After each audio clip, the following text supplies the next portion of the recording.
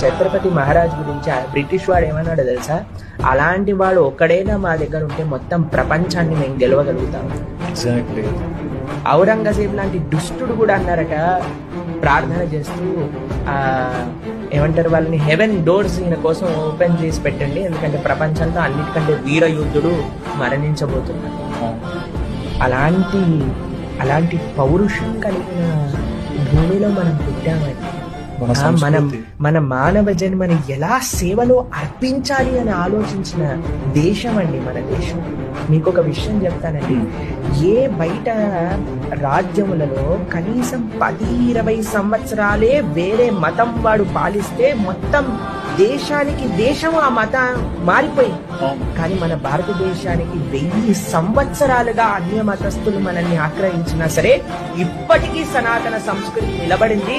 50 కోట్ల మంది కుంభమేళాకి వెళ్ళారు అని అంటే అది మన ధర్మాన్ని యొక్క గొప్పతనం. కానీ మన దేశ యువత కానీ దీన్ని మర్చిపోతే వచ్చే జనరేషన్స్ ఇది చూడరు.